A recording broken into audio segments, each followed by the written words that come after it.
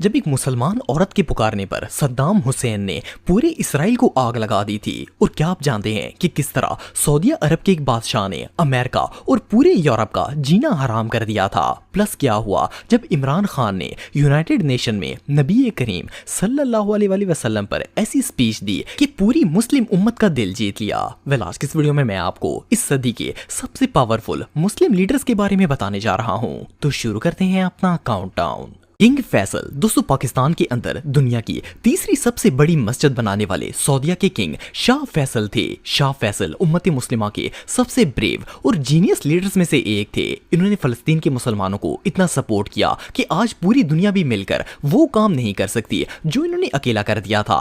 आप बिलीव नहीं करेंगे कि 1973 में इन्होंने अमेरिका और यूरोपियन कंट्रीज को ऑयल देना बंद कर दिया था क्योंकि वो लोग इसराइल को सपोर्ट करते थे। शाह फैसल के एक हुक्म से अमेरिका और यूरोप में डिजास्टर आ गया था। वहां पेट्रोल और डीजल की कीमत 300% बढ़ गई थी और इनकी इकोनॉमी कोलैप्स हो गई थी। 2 सालों तक अमेरिका और पूरा वेस्ट मिलकर किंग फैसल का तख्ता पलटने की कोशिश करता रहा, लेकिन वो लोग इस काम में नाकाम रहे। फिर आखिर किसी तरह काफरों ने साजिश करके इन्हीं के भतीजे को अपने साथ मिला लिया और उस गद्दार ने शाह फैसल को कत्ल कर दिया। आपको बताता चलूं कि शाह फैसल का वो भतीजा अमेरिका में स्टडी करता था और CIA ने इसी चीज का फायदा उठाकर उस गद्दार को अपने साथ मिला लिया। बहरहाल शाह फैसल खुद तो शहीद हो गए, लेकिन आज भी पूरी मुस्लिम उम्मत उनसे मोहब्बत करती है। अगर आप इनकी स्पीचेस सुनेंगे तो आपको अंदाजा होगा कि अगर ये जिंदा रह जाते तो अमेरिका और इसराइल को तबाह होने से कोई नहीं बचा सकता था। वइज़ा क़बिलना बिक़रारात अल-उमम अल-मुत्तहिदा फलनक़बल बितक़सीम फ़लस्तीन वलौ अजमअ अल-अरब जमीअन अला अन यरज़ू बिवजूद इसराईल व बितक़सीम फ़लस्तीन फलन नदख़ुल मअहुम फ़ी हाज़ा अल-इत्तिफ़ाक़। सद्दाम हुसैन दोस्तों, सद्दाम हुसैन मुसलमान उम्मत का एक ऐसा नाम है जो हर शख्स जानता है। एक दौर था जब सद्दाम हुसैन ने कहा था कि मैं एक अरब शेर हूं और मैं पूरे अरब नेशन को यूनाइट करके ही रहूंगा। इसके अलावा सद्दाम हुसैन उम्मत के उन चंद हुक्मरानों में से एक थे जो सरेआम कहते थे कि मैं अमेरिका के आगे कभी नहीं झुकूंगा। सिर्फ इतना ही नहीं, बल्कि जब इसराइल ने मुसलमानों पर जुल्म किया तो इन्होंने अल्लाह की कसम खाकर कहा था कि मैं इसराइल को आग लगा दूंगा। और ये सिर्फ एक स्पीच ही नहीं थी, बल्कि 1991 में एक मुसलमान औरत ने सद्दाम हुसैन को पुकारा और कहा कि मेरी मासूम बच्ची को इसराइल की फोर्सेस ने कत्ल कर दिया है।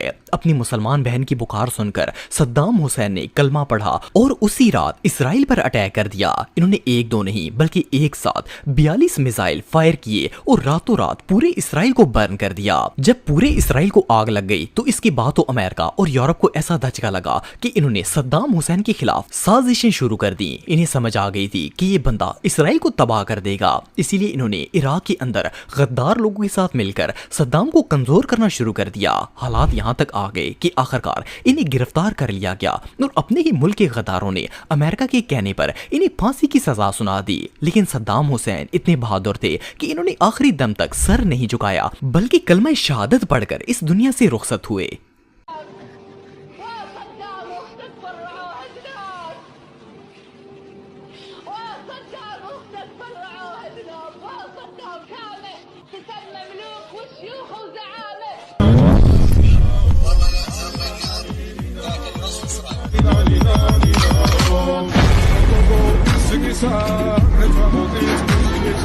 मुअम्मर कज़ाफ़ी दोस्तों, दुनिया पर हुकूमत करने वाले सबसे पावरफुल लीडर्स में कर्नल कज़ाफ़ी का नाम टॉप ऑफ द लिस्ट आता है। इसका अंदाजा आप इस बात से लगा सकते हैं कि कर्नल कज़ाफ़ी ने लगातार 40 साल तक लीबिया पर हुकूमत की थी। ये इतने निडर लीडर थे कि अमेरिका समेत पूरे यूरोप को अपने जूते पर लिखते थे। वैसे तो 40 साल किसी की हिम्मत नहीं हुई कि इन्हें अपने इक़्तिदार से निकाल सके, लेकिन अमेरिका और वेस्ट हर हाल में इन्हें कमजोर करना चाहता था क्योंकि कर्नल कज़ाफ़ी इनके लिए बहुत बड़ी रुकावट थे। एक दफा तो इन्होंने अमेरिका और यूरोप का ऑयल भी बंद कर दिया था और डिमांड की थी कि हम लोग डॉलर्स में नहीं बल्कि लीबिया की करेंसी में ट्रेड करेंगे। इवन यूनाइटेड नेशन में तो इन्होंने सारी दुनिया के लीडर्स के सामने इनकी शराइ के लेटर को चेयरमैन के मुंह पर दे मारा था। वेल, जब अमेरिका और इसराइल ने देखा कि मुअम्मर कज़ाफ़ी को किसी सूरत कमजोर नहीं किया जा सकता तो इन्होंने मुल्क के गद्दारों को खरीदना शुरू कर लिया और आहिस्ता आहिस्ता खाना जंगी के जरिए इनके अपने ही मुल्क के लोगों को इनके खिलाफ कर दिया। कई सालों तक लगातार साजिशें करने के बाद आखिरकार 2011 में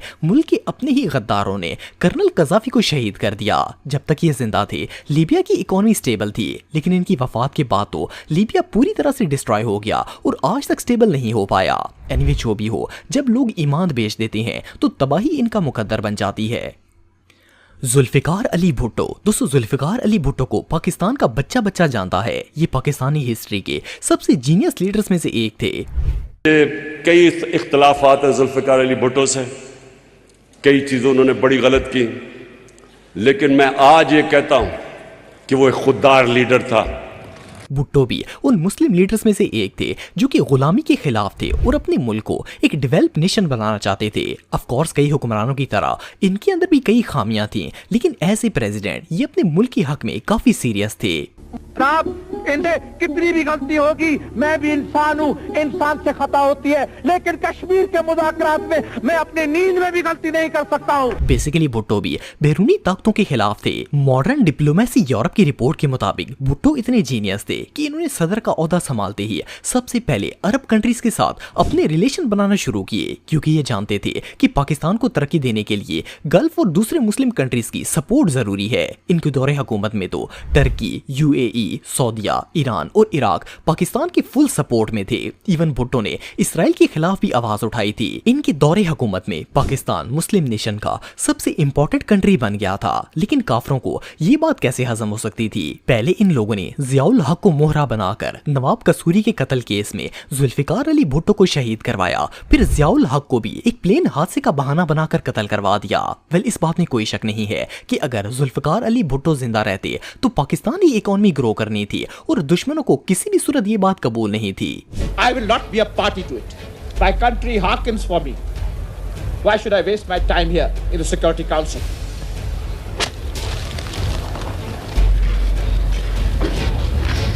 इमरान खान। दोस्तों, आजकल के दौर में शैम्पू लोगों के अलावा हर बंदा ये बात समझता है कि जो मुस्लिम लीडर्स अल्लाह और रसूल सल्लल्लाहु अलैहि वसल्लम का नाम लेते हैं, काफरों की गुलामी के खिलाफ हों और मुल्क की तरक्की करने की कोशिश करें, वो या तो मारे जाते हैं या फिर साजिश का शिकार हो जाते हैं। इमरान खान के साथ भी कुछ ऐसा ही मामला पेश आया था। सबसे पहले तो इन्होंने प्राइम मिनिस्टर बनते ही अमीर और करप्ट लोगों के खिलाफ क्रैक डाउन शुरू कर दिया, जिससे मुल्क के गद्दार लोग तो वैसे ही इनके खिलाफ हो गए थे। फिर इसके बाद इन्होंने लोगों को अमेरिका की गुलामी से आजाद करके एक इंडिपेंडेंट नेशन बनाने का काम शुरू किया। इवन ये चंद उन ऐसे हुक्मरानों में से एक हैं जिन्होंने यूनाइटेड नेशन में जाकर हमारे नबी करीम सल्लल्लाहु अलैहि वसल्लम की गुस्ताखी पर बाकायदा स्पीच दी थी। लेकिन बैरूनी ताकतों को ये बात बिल्कुल हजम नहीं हुई। पहले तो इन्होंने इमरान खान को हुकूमत से निकाला, फिर इनको मारने की कोशिश की और आखिर में केसेस बनाकर इन्हें जेल में कैद कर दिया गया। इमरान खान पहले ऐसे शख्स नहीं है जिनके साथ ऐसा हुआ हो, बल्कि अगर आप हिस्ट्री पढ़ेंगे तो जुल्म